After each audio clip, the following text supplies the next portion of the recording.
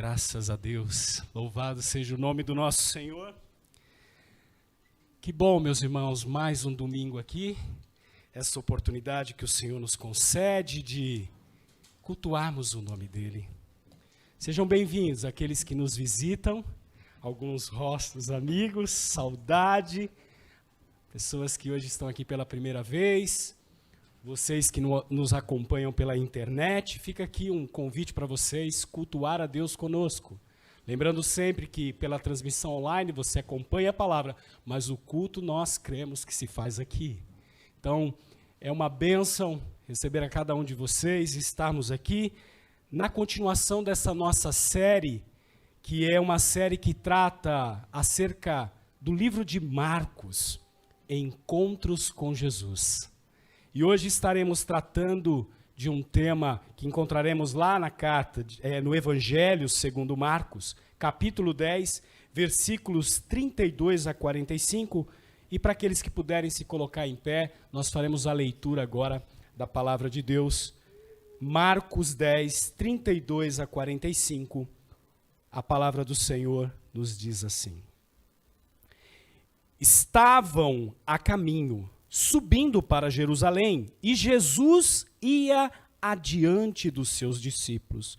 Estes se admiravam e o seguiam tomados de apreensões. E Jesus, chamando outra vez os 12 para um lado, começou a revelar-lhes as coisas que deviam acontecer com ele, dizendo: Eis que subimos para Jerusalém, e o Filho do Homem será entregue aos principais sacerdotes e aos escribas. Eles vão condená-los à morte e entregá-los aos gentios. Vão zombar dele, cuspir nele, açoitá-lo e matá-lo. Mas depois de 3 dias ressuscitará. Então se aproximaram dele Tiago e João, filhos de Zebedeu, dizendo: Mestre, queremos que o Senhor nos conceda o que vamos pedir. E Jesus lhes perguntou: O que querem que eu lhes faça? Eles responderam: Permite-nos que na sua glória nos assentemos um à sua direita e outro à sua esquerda. Mas Jesus lhes disse: Vocês não sabem o que estão pedindo. Será que podem beber o cálice que eu bebo? Ou receber o batismo com que eu sou batizado? Eles responderam: Podemos. Então Jesus lhes disse: Vocês beberão o cálice que eu bebo e receberão o batismo com que eu sou batizado. Quanto a sentar à minha direita ou à minha esquerda, não me compete concedê-lo, pois é para aqueles a quem está preparado. Quando os outros 10 discípulos ouviram isso, começaram a ficar indignados com Tiago e João. Mas Jesus, chamando todos para junto de si, disse: Vocês sabem que os que são considerados governadores dos povos os dominam e que os seus maiorais exercem autoridade sobre eles. Mas entre vocês não é assim. Pelo contrário, quem quiser tornar-se grande entre vocês, que se coloque a serviço dos outros. E quem quiser ser o primeiro entre vocês, que seja servo de todos. Pois o próprio Filho do Homem não veio para ser servido, mas para servir e dar a sua vida em resgate por muitos. Senhor, eis-nos aqui o teu povo, a tua igreja reunida, Senhor. Estamos diante da tua palavra, Senhor, e pedimos que o teu Santo Espírito venha trabalhar em nossos corações. Permita-nos, Senhor, que saiamos daqui neste domingo, diferente da forma como entramos, que possamos entender, compreender e, o melhor, viver, Senhor, a beleza da Tua palavra, os ensinamentos da sã doutrina. Trata o nosso coração. Senhor, que Tu cresças hoje e nós diminuamos, ó Pai, que o Teu nome seja exaltado, que o Seu nome seja entronizado e que, de fato, Senhor, nós aprendamos hoje o que significa servir. Mas não aprendamos de qualquer maneira. Aprendamos contigo, segundo aquilo que o Senhor fez e continua fazendo no meio do teu povo. Nos dá, Senhor, entendimento da tua palavra. E assim oramos, em nome de Cristo Jesus. Amém. Pode se assentar, meus irmãos. Bom, para aqueles que não me conhecem, eu sou Márcio Bertolini, junto com o Mateus, que estava aqui dirigindo, e o Josué, que vocês ouviram a oração do Marcos. Nós compomos o presbitério dessa igreja, somos pastores dessa igreja. Qualquer dúvida, a gente se coloca à disposição para conversar com vocês. Bom, meus irmãos, estamos aqui hoje tratando de mais um desses encontros que nós encontramos na palavra do Senhor, nas Sagradas Escrituras, e um encontro onde Cristo Jesus, o nosso Rei, teve com os seus discípulos. Bom, historicamente, há uma rejeição grande quando tratamos sobre a fé cristã no meio das pessoas que não professam Cristo, exatamente por conta daquilo que iremos tratar nesta manhã. Servir no mundo em que vivemos, deixando de lado aqui aquela ação que as pessoas fazem para enriquecer o seu currículo no voluntariado, é exatamente sinônimo de derrota. Friedrich Nietzsche, conhecido filósofo alemão, e que influenciou muitos intelectuais da sua época e ainda continua influenciando principalmente o pensamento ocidental, ele é especialmente conhecido pelo ataque que ele faz à religião cristã e a sua rejeição sobre a fé cristã.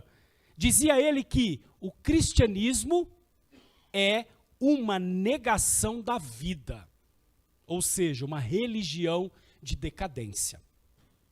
A fé cristã é a religião dos derrotados, das pessoas que não conseguiram vencer na vida, obtendo as coisas de sucesso, e com essa ladainha toda ficam condenando os bem-sucedidos, aqueles que dominam, os ricos, afirmando que só a ralé é que alcançaria alguma coisa espiritual.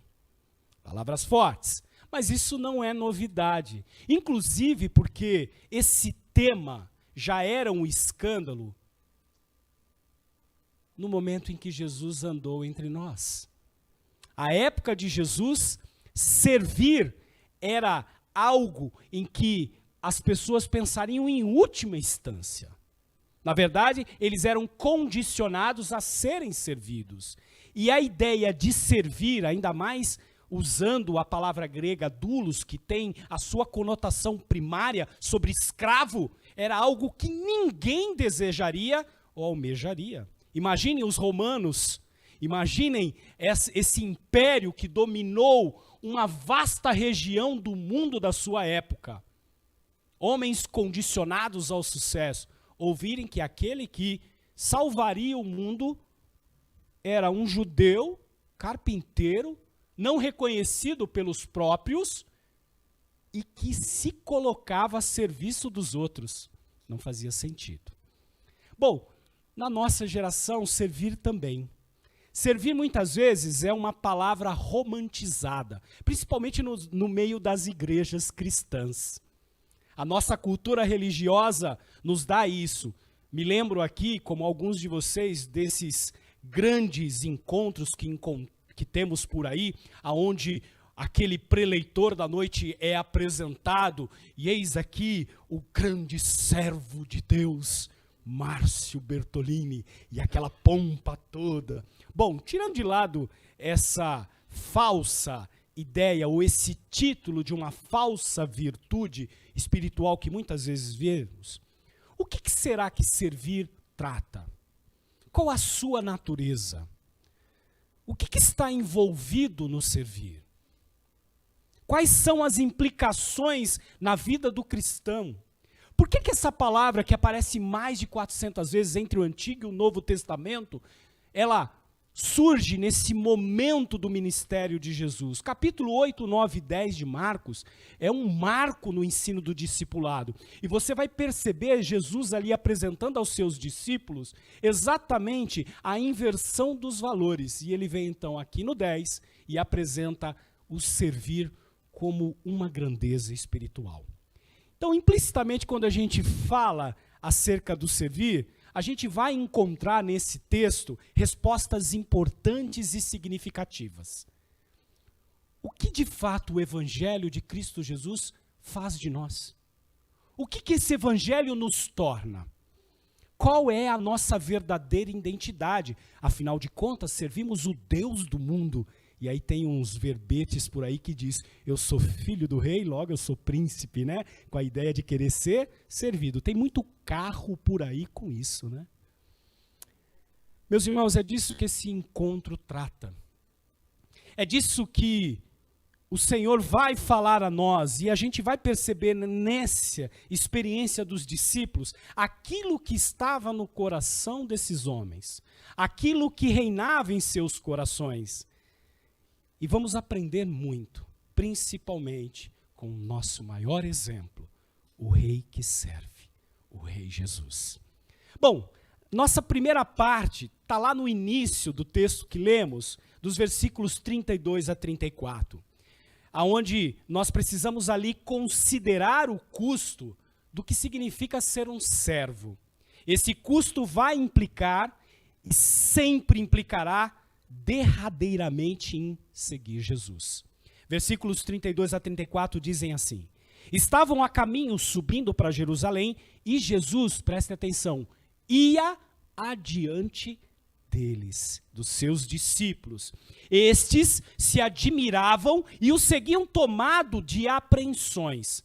E Jesus, chamando outra vez, uma vez que ele já havia explicado no capítulo 8 e 9, acerca do seu ministério, do que aconteceria nesse momento último do seu ministério na terra, resolve então e diz assim para eles: eis que subimos para Jerusalém, e o Filho do Homem será entregue aos principais sacerdotes e aos escribas.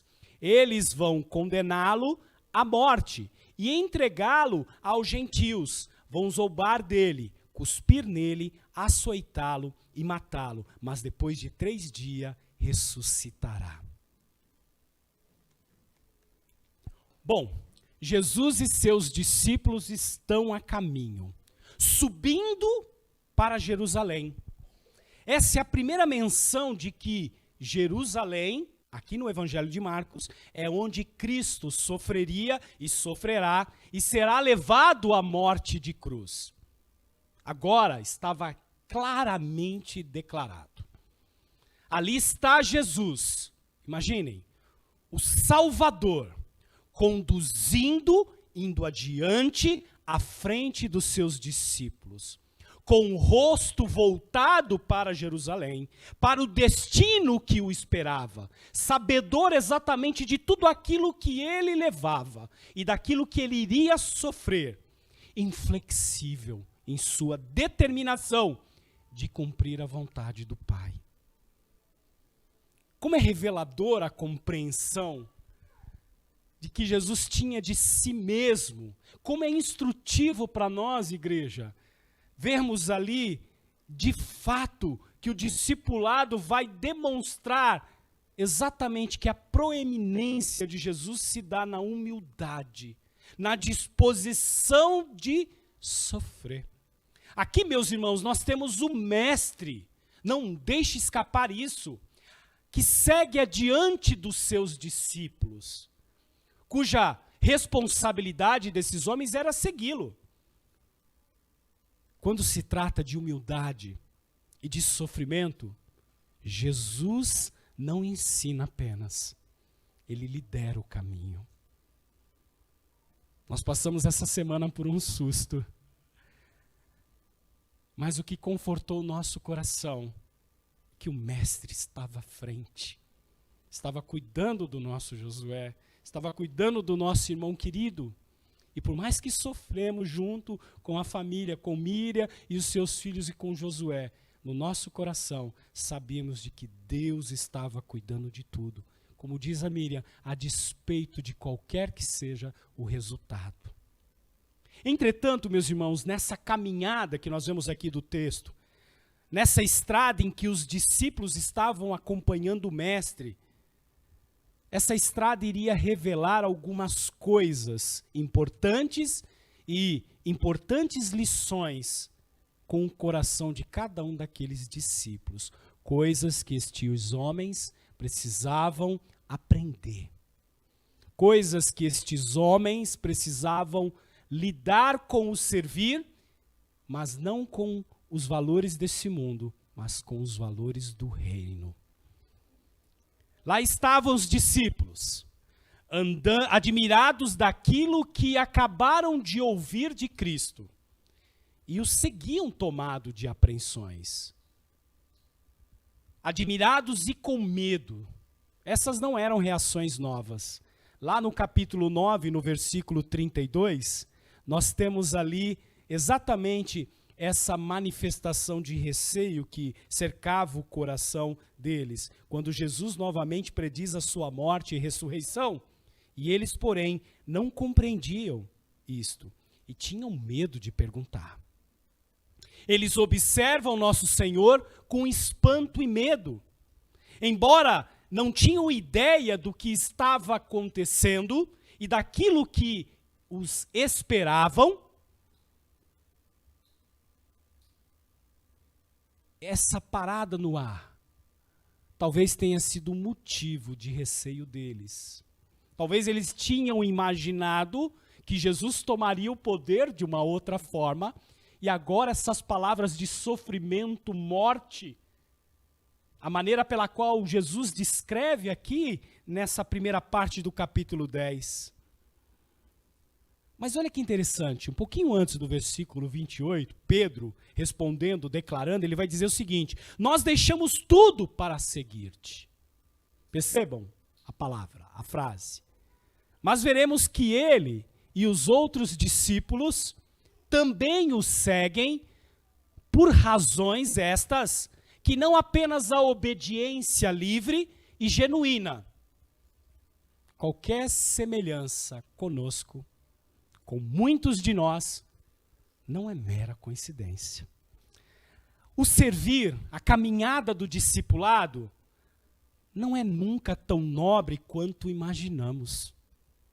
Ainda que a gente romantize, eu me lembro no começo da minha caminhada cristã, lá nos idos de 1980 e bolinha, e o meu desejo de servir a Deus e ir para os 4 cantos da terra.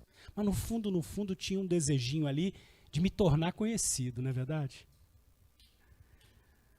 Mas olha que coisa maravilhosa. Ainda assim, o Mestre os aceita. Ainda assim, Jesus os aceita. Nisso também fica evidente a humildade e a maneira pela qual Jesus nos serve. Não é assim com a gente também? Quantas vezes a caminhada cristã vai revelar no seu coração exatamente aquilo que é a sua motivação no servir? Quantos de nós não ficam com medos e espantados? Meus irmãos, o caminho do servir envolve o entendimento da missão, da nossa identidade. No versículo 33 e 34, final do versículo 32, do 33 ali, e Jesus, chamando outra vez os 12 para um lado, começou a revelar-lhes as coisas. Jesus então tem um tempo privado, um tempo de discipulado para explicar. Jesus vai fornecer a estes homens detalhes daquilo que aconteceria com ele. As palavras de Jesus refletem exatamente os detalhes daquilo que já havia sido profetizado sobre ele no Antigo Testamento. Deus, soberana e providencialmente, traçou o caminho com que ele seguiria, o caminho pelo qual ele enfrentaria, o plano pelo qual seria realizado. Meus irmãos, comigo e com você não é diferente. Porque andais ansiosos, porque teme a sua alma. Deus orquestra todos os passos das nossas vidas. Ele tem o controle de todas as coisas, até o detalhe final, até o último suspiro da sua vida. Ele está no controle. Sem acidentes, sem casualidades. Meus irmãos, não há surpresas com o nosso Deus. Amém. Nessa segunda parte, então, do nosso texto, nós devemos considerar também, de 35 ao 40, o desafio do que é ser servo e as armadilhas do orgulho do nosso coração. Orgulho esse que a gente encontra no caminho, orgulho esse que é colocado à mostra nos atos da nossa vida. Parece evidente aqui nesse trecho, que vamos fazer a leitura novamente, de que Tiago e João ponderaram e até discutiram suas ambições entre si, antes mesmo de conversar com Cristo. E calcularam qual seria o melhor momento, pelo menos para os dois, de se aproximarem de Jesus. Versículos 35 a 40 diz assim: Então se aproximaram dele, Tiago e João, filhos de Zebedeu, dizendo: Mestre, queremos que o Senhor nos conceda o que vamos pedir. E Jesus lhes perguntou: O que querem que eu lhes faça? Eles responderam: Permite-nos que na sua glória nos assentemos um à direita e o outro à esquerda. Mas Jesus lhe disse: Vocês não sabem o que estão pedindo. Será que podem beber o cálice que eu bebo ou receber o batismo com que sou batizado? Eles responderam: Podemos. Então Jesus lhes disse: Vocês beberão o cálice que eu bebo e receberão o batismo com que sou batizado. Quanto a sentar à minha direita ou à minha esquerda, não me compete concedê-lo, pois é para aqueles a quem está preparado. Ser um servo não é fácil. Depõe contra a maneira pela qual nós somos criados, principalmente numa sociedade hoje tão cheia de si mesmo, tão centradas no próprio umbigo. Aqueles que são treinados desde criança a serem vencedores. Meu príncipe, minha princesa, a princesa do papai. Olhou lá. Principalmente para quem sonha em ser servido, não é fácil. Essa é a dinâmica do mundo sem Deus. Claro que também é aquela batalha que travamos com a nossa carne, que depõe contra os valores do reino. E sempre, meus irmãos, tem uma vozinha na nossa cabeça, vindo da nossa natureza pecaminosa, decaída, que pode sussurrar de forma bastante persuasiva no meu e no seu coração: o Senhor cuida daqueles que cuidam de si mesmo. Verdade o suficiente essa frase para nos enganar. E heresia o suficiente para nos atrapalhar. Essa é uma boa descrição de Tiago e de João. Eles acertam exatamente a maneira pela qual eles se aproximam de Jesus e ali começam então a fazer o seu pedido, mas todo o resto estava errado. Eles estão corretos ao dizerem: Jesus está dirigindo para a glória, na sua glória. Permite-nos que na sua glória. Versículo 37. Eles acreditam de fato no seu coração que no final ele vencerá e reinará como rei. Eles acertaram. Mas quanto ao resto em particular, como essa glória viria, lê do engano. E olha que eles ainda não tinham a visão daquilo que iria acontecer, a não ser aquilo que o próprio Cristo estava dizendo. E nós hoje que olhamos para o fato já consumado, que sabemos o desfecho da história, continuamos alimentando essa voz nos nossos corações e mentes. Sabemos que ele reinará, mas confundimos como essa glória virá. Eles ainda não haviam entendido.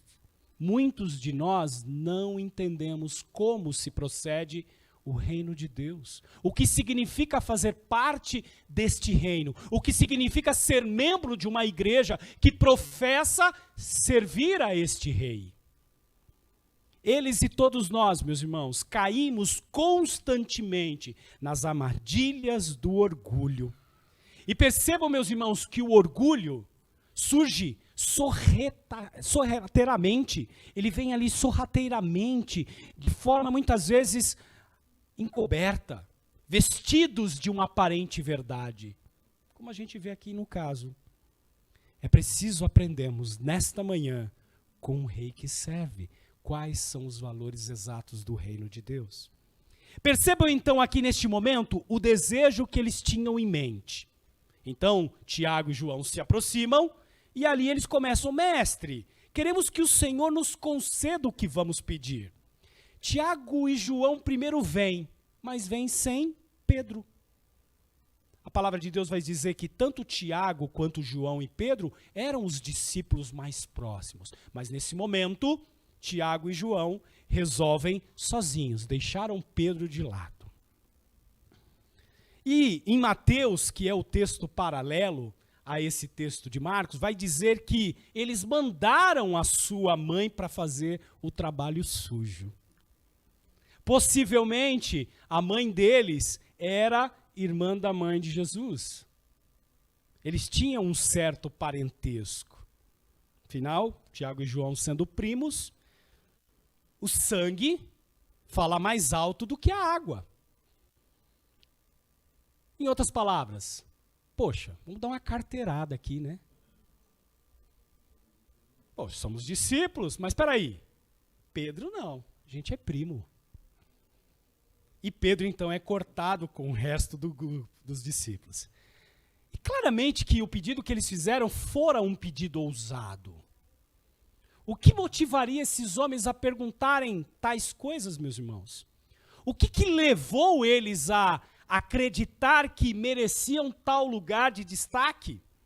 É provável que eles presumissem que o seu relacionamento familiar garantia a eles uma posição diferenciada dos outros. Eles ainda não tinham entendido a dinâmica e os valores do reino. As Escrituras vão revelar, de fato, como eu já mencionei, que tanto Pedro quanto eles eram mais próximos. E mais, o pedido deles revela outra coisa também que precisamos prestar atenção: o quanto a falta de compreensão da missão, daquilo que Jesus iria completar, daquilo que Jesus havia acabado de falar nos versículos 32 e 34. Jesus tinha acabado de falar de traição, prisão, sofrimento e morte vindoura, e esses homens pareciam estar totalmente alheios, indiferentes ao horror que aguardava Jesus. E para eles, então, o que valeria a pena era segurar, assegurar, garantir a sua posição antes que fosse tarde demais. Afinal, eles já estavam chegando em Jerusalém. Na verdade, o que acontece aqui é que Deus permitiu que eles manifestassem aquilo que estava nos seus corações. Egoísmo, meus irmãos. É disso que essa experiência está tratando. Jesus havia prometido aos 12, lá em Mateus 19, 28, que eles se assentariam em 12 tronos com ele no reino. Isso, no entanto, não era suficiente para esses homens. Eles queriam mais. Eles queriam 2 tronos principais, os mais honrados. Sabendo sem dúvida a maneira inadequada de seus planos, eles inclusive tentam um jogo de palavra.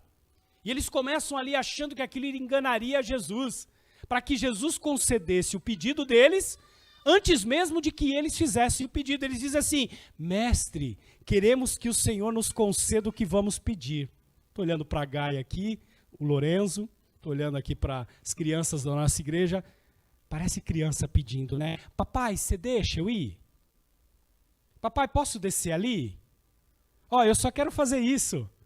Mas não entra em detalhes. Parece as nossas crianças, não é? Mas Jesus não morde a isca, pois sabia o que de fato estava no coração deles.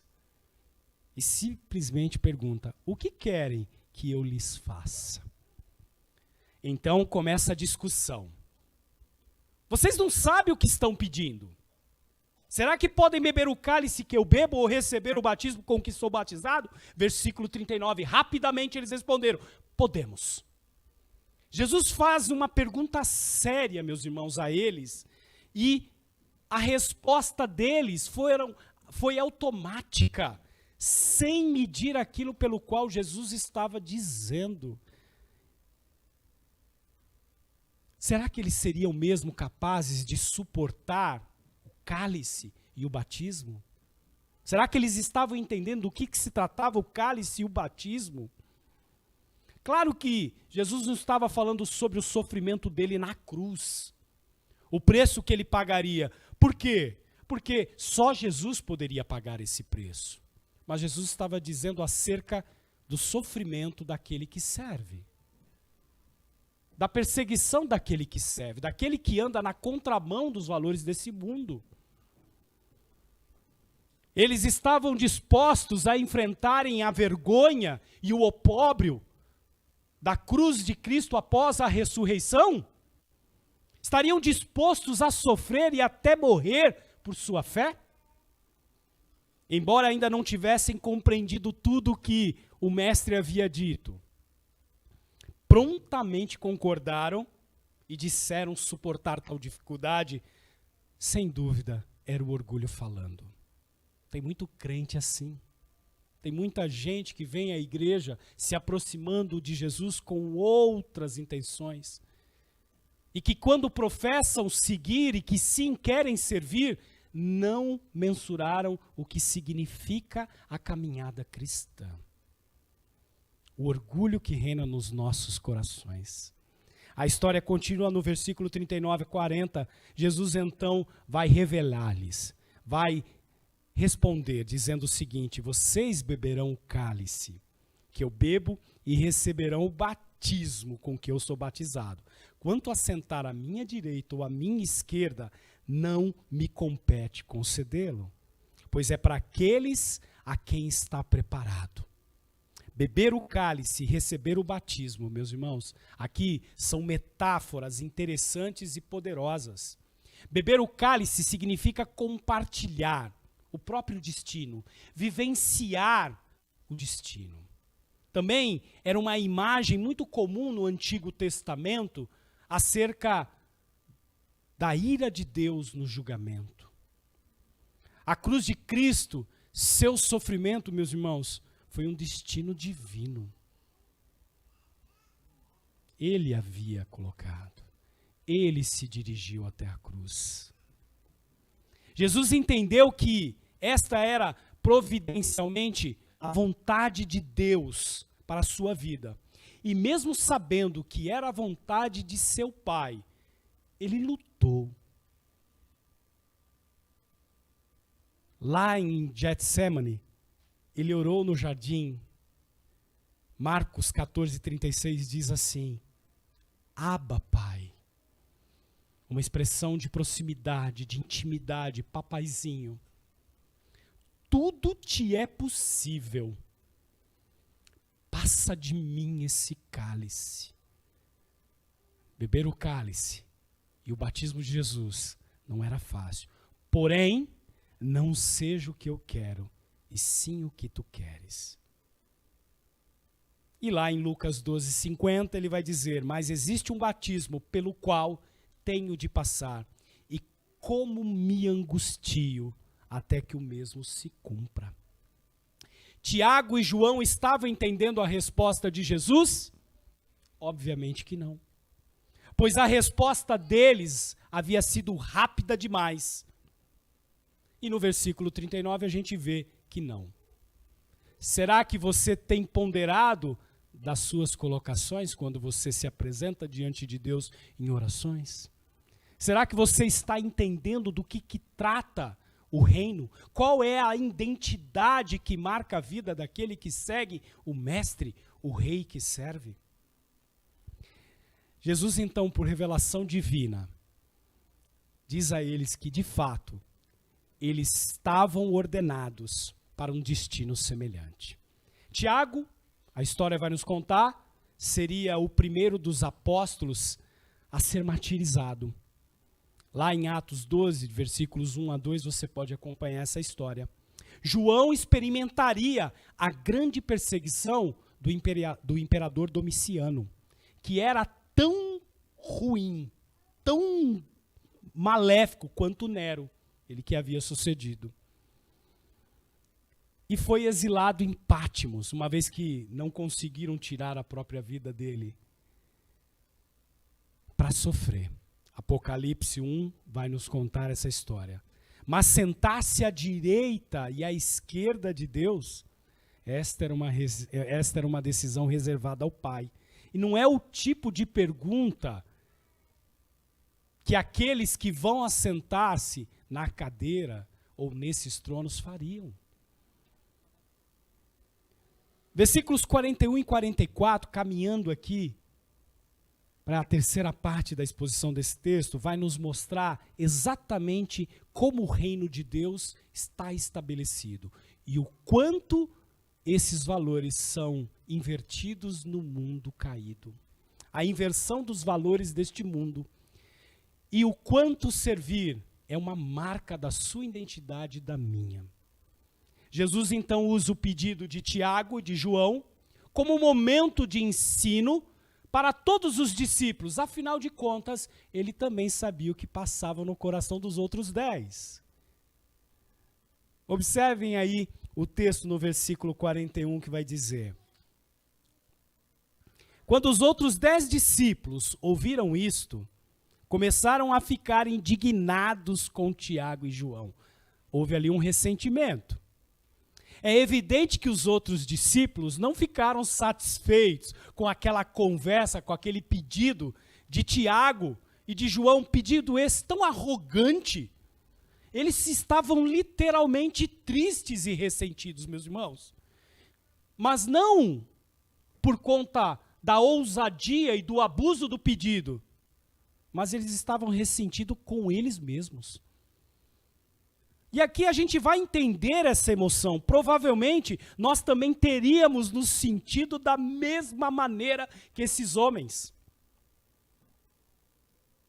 Mas a reação deles, esse ressentimento, também não agradaria ao Senhor. Provavelmente na cabeça deles era: quem eles pensam que são?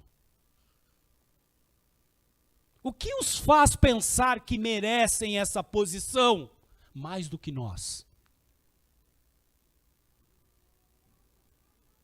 Servimos ao Senhor assim como eles. Deixamos tudo e estamos seguindo. Por que eles querem se assentar à direita, à esquerda? Esse lugar é nosso.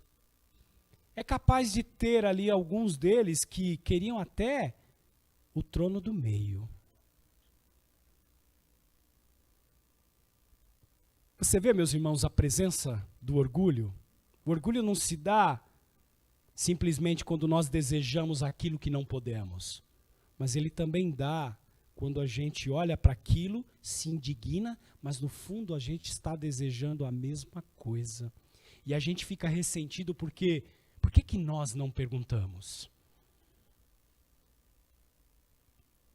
No versículo 42, Jesus, sabendo o que estava acontecendo ali, ele chama todos para junto de si e diz: vocês sabem que os que são considerados governadores dos povos os dominam, e que os seus maiorais exercem autoridade sobre eles.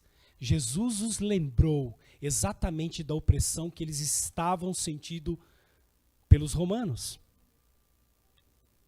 Essa autoridade era exercida por poder e força, em vez de ser conquistada por meio do amor e da humildade.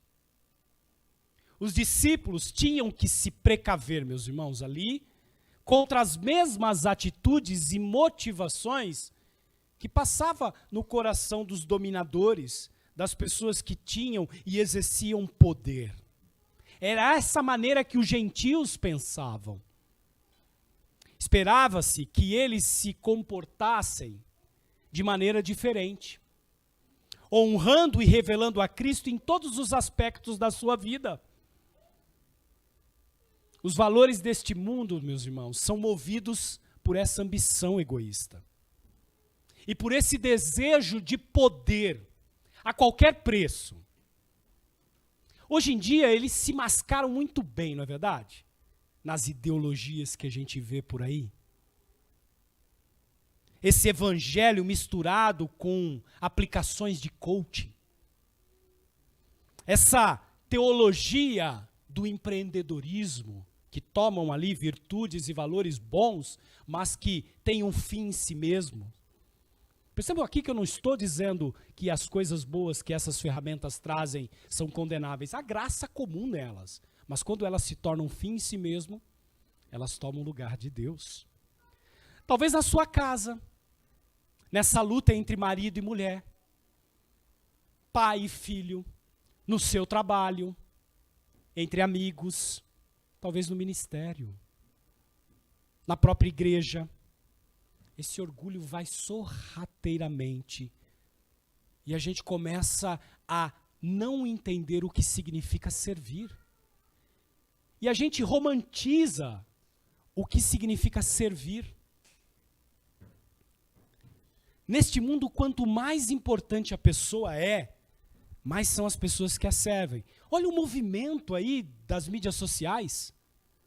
O quanto nós vemos aí homens de Deus que tiveram, pela graça de Deus, uma expansão do seu ministério pelas redes sociais. O quanto esses homens são adorados por aqueles que não entendem os valores do reino. E pela quantidade de likes, pela quantidade de seguidores, eles são hoje prenunciados como os grandes teólogos e pastores. Peraí, pastores? Como é que um cara pode entender que o outro é pastor se não é pastoreado por eles? Pregadores até vai, teólogos a gente entende, mas pastores? Pastor quem conhece é a igreja local, é no dia a dia, pastor tem cheiro de ovelha. Percebe então que todas essas artimanhas, elas vão surgindo para que o orgulho se plante nos nossos corações. Mas Jesus então vai dizer para eles, e vai inverter todos os valores pelos quais eles foram formados, e hoje para nós aqui também. Mas entre vocês, versículos 43 e 44, não é assim.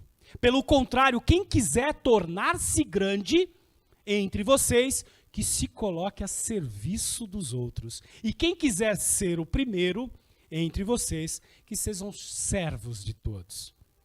Esta não foi a primeira vez que Jesus já tinha tido uma conversa com eles acerca desses valores. Lá no capítulo 9 de Marcos, do 33 a 37, a gente vê que, enquanto eles ainda estavam em Cafarnaum, eles disputavam entre eles para ver quem era o maior. Então não é Tiago e João. Todos ali estavam imbuídos deste orgulho. E mais uma vez ele reafirma essa verdade. Verdade essa para nós. Quem quiser tornar-se grande entre vocês, que se coloque a serviço dos outros. É gostoso a gente ir no original, no grego, e pegar as palavras que dão origem a esse grande primeiro, servir, escravo. Você quer se tornar grande? No grego, megas, que dá origem à palavra latina magnus, magnânimo, magnífico. Você quer fazer algo grande para Deus? Você quer agradar e honrar o Senhor Jesus com sua vida? Então, torna-te um diácono. Peraí, diácono? É, diáconos. Palavra grega que significa servo. Sirva. Quer ser o primeiro? Protos, que origina a palavra em português protagonista. Estamos aqui num teatro alugado, protagonista da peça. Quer se tornar o protos? Aí ele é mais duro. Sejam doulos, escravo de todos. Sirva a todos, como um garçom no restaurante, que está ali para tomar o pedido. E se você falar que você quer arroz sem alho, sem cebola e douradinho, ele vai tomar o pedido e vai. Se ele trouxer e você não gostar, ele leva de volta. Ele está ali para te servir. Não é a vontade dele, mas sim a do cliente que importa.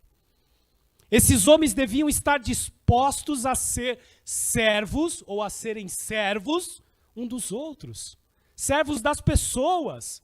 Se desejarem serem, de fato, reconhecidos, não é pelos likes, não é pela oratória, pela exposição na mídia, é em servir. Agora, se na mídia social você está servindo, você está fazendo então ali a diaconia. Também a graça comum. E eu não estou dizendo que todo mundo que tem seguidor está errado, não. Mas a gente não pode confundir isso no reino de Deus. Meus irmãos, a palavra doulos, ela é pesada, ela significa de fato escravo. Alguém em posição permanentemente a outro. Tiago e João desejavam um lugar de destaque. Os outros também.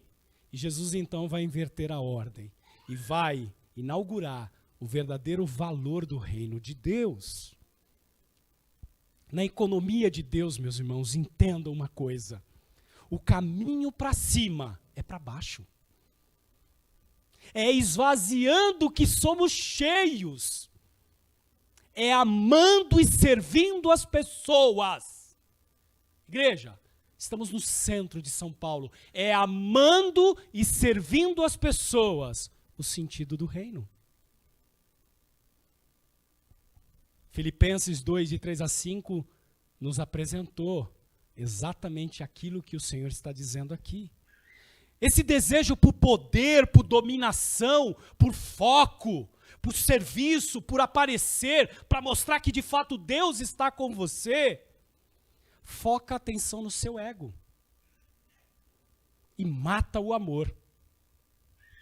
Pois o amor, por natureza, foca o outro.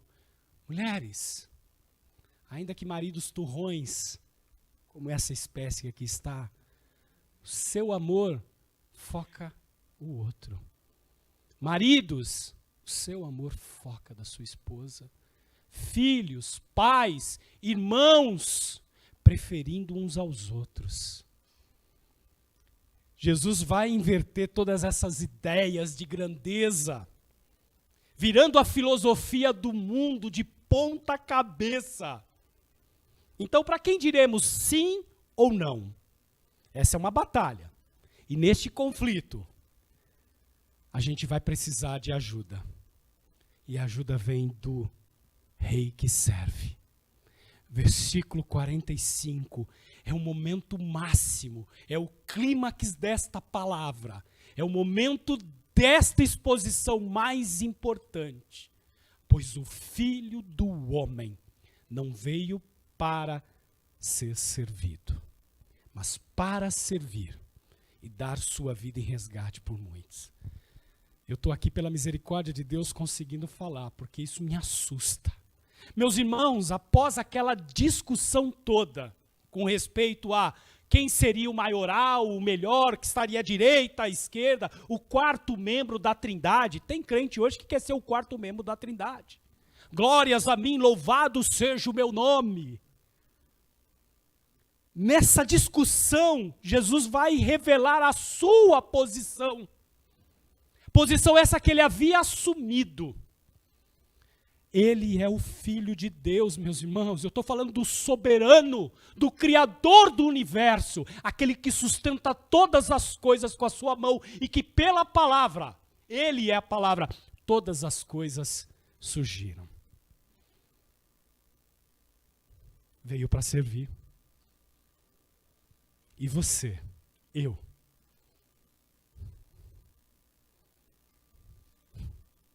não tenho palavra para expressar. Vermezinho de Jacó, para ser biblicamente, não copiar aí alguns que usam a internet aí. Quer sentar à direita e à esquerda? Meus irmãos, o padrão que nos importa é o padrão dele. Cristo é o nosso exemplo maior. É assim que eu e você precisamos movimentarmos a nossa vida. Ele nos dá o exemplo no servir. Meus irmãos, e aqui é aquele momento em que todos nós deveríamos ficar sem palavras, maravilhados, e todo dia pela manhã lembrar que ele veio para servir. O soberano do universo serviu os outros. E ele continua a nos servir. Nunca nos tornaremos tudo o que o Senhor tem para nós e espera de nós, fora do serviço. É por isso que você fica dando murro em ponta de faca, andando em volta do rabo. O caminho para o alto é para baixo. Esvazia de você mesmo. Sirva ao Senhor, é assim que o Senhor trabalha conosco. E esse serviço é uma grande alegria, meus irmãos, não é um fardo, porque ele é baseado no Rei que serve. É o seu Santo Espírito que nos capacita, não está no nosso mérito próprio. Servir, meus irmãos, está ligado à nossa identidade. Vamos imaginar o Criador de todas as coisas, é o Rei absoluto, sim?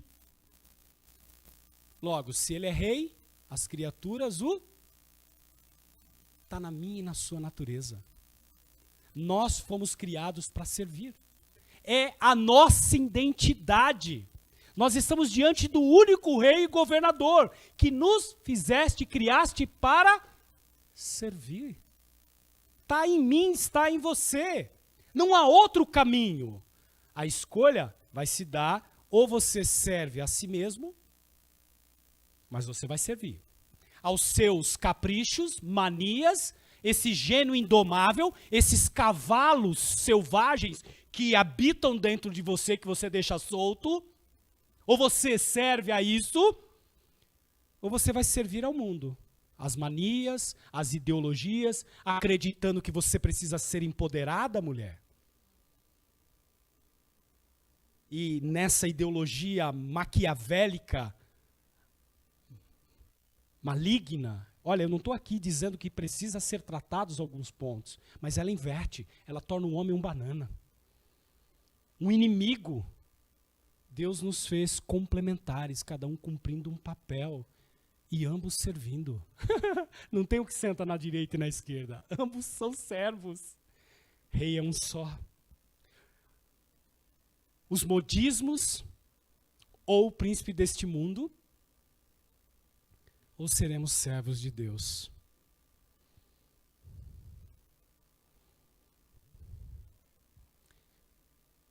Jesus serve a vocês, meus irmãos?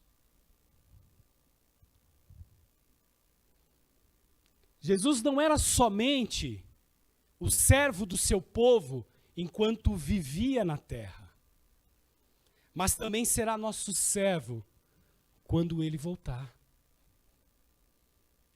Lucas 12:37 nos diz isso. Em verdade lhes digo que ele há de cingir-se, dar-lhes lugar à mesa e aproximando o servirá. E não apenas isso, ele é nosso servo agora. Hebreus 13, de 5 a 6 diz: de maneira alguma te deixarei, nunca jamais te abandonarei. Assim afirmemos confiantemente: o Senhor é o meu auxílio, não temerei. Que me poderá fazer o homem? Rebaixamos, desonramos a Cristo, dizer que ele foi e será sempre o servo do seu povo? Poderia rebaixar-se se servo significasse aquele que cumpre ordens, caprichos, manias do seu povo. Ou se pensássemos que nós somos senhores dele. Sim, isso desonraria. Eu determino na minha oração que o Senhor o faça. É assim que muita gente tem entendimento acerca do Evangelho. Agora, não desonra dizer que ele é o único que pode nos servir com aquilo que você e eu mais precisamos. Portanto, meus irmãos, podemos dizer com confiança: Jesus Cristo vive para servir. O seu serviço garante a vida à igreja. Você já deve ter orado, cantado muito frases de servir. Que a partir de agora, você entenda que servir é parte da nossa característica e que vocês comecem a servir, começando em casa, servindo uns aos outros, no seu trabalho, no entorno dessa igreja, nessa comunidade, porque foi para isto que nós viemos fazer, servir. E para você que me ouve, que talvez ainda não reconheça Cristo como seu único Senhor e Salvador, Jesus serve para você? Ele tem serventia? Se você pensou em algum momento sobre isso, me permita carinhosamente lhe dizer algumas verdades, a começar aqui pelo fato de você estar equivocado. Eu preciso te dizer, meus irmãos, que sem Cristo você está morto, cego, escravo dos seus próprios valores, transgressões e pecados. E tudo aquilo que te domina que você sabe. Ou você é servo da sociedade, dos modismos. Quando eu fiz essa pergunta, ela era irônica. Ela serve para revelar a sua ignorância. Ela serve para revelar a sua arrogância.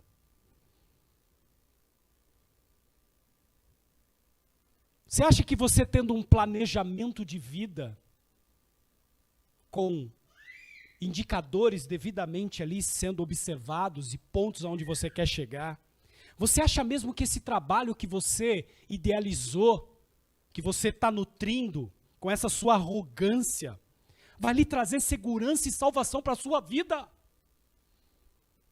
Você acha mesmo que o casamento, um novo filho, uma nova casa, mudança de ares, vai alimentar o casamento com aquilo que faz a diferença? Que arrogância é essa? Você acha mesmo que uma mistura simples de compostos químicos, graça comum, em forma de vacina ou de remédio, vai salvar a sua vida? Pode até te dar um prolongamento dessa vida. Você acha mesmo que manifestações políticas, ideológicas vão lhe garantir um futuro melhor que o presente? Que a resposta está nisso? Você acha mesmo que essa arrogância conservadora e essa petulância progressista vão te levar a algum lugar seguro? Eu não estou dizendo que não há graça comum nessas coisas. Você pode ter até tudo isso, mas hoje, se você não reconhecer que precisa de Cristo e se tornar um servo dele, você não terá nada. Então direi à minha alma: você tem em depósito muitos bens para muitos anos. Descanse, coma, beba e aproveite a vida. Mas Deus lhe disse: louco, louca, esta noite lhe pedirão a alma. E o que você tem preparado? Para quem será? Assim é o que ajunta tesouros para si mesmo, mas não é rico para com Deus. Meu desejo, meus irmãos, é que o Espírito Santo trabalhe no seu coração, que abra os seus olhos e os ouvidos, para que você entenda diante de quem estamos.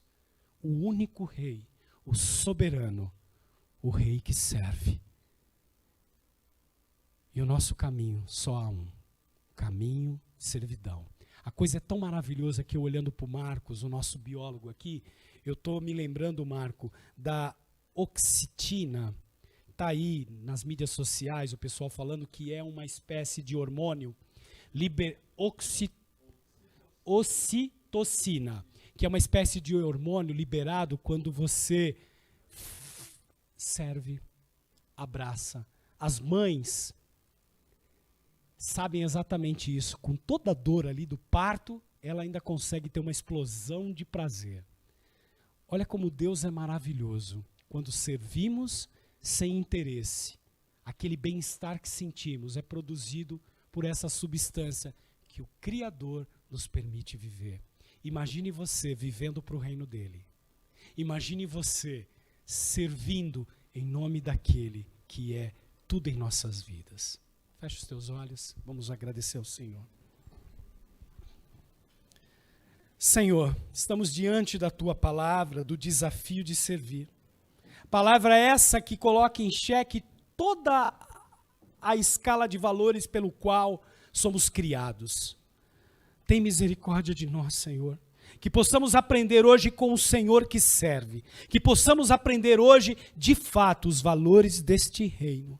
Visita o coração do meu irmão, da minha irmã, o coração daquele que nos ouve pela internet, que ainda não conhece a Ti. Faça, Senhor, a obra nesses corações e abra os nossos olhos e entendimento para, de fato, entendermos quais são as grandezas do reino. E que o Senhor possa, Senhor, começar um movimento nessa igreja, para que a partir de hoje tenhamos, em primeira instância, o servir ao outro, em seu nome, como a motivação da nossa vida. Porque assim o fazemos, em nome de Cristo Jesus. Amém.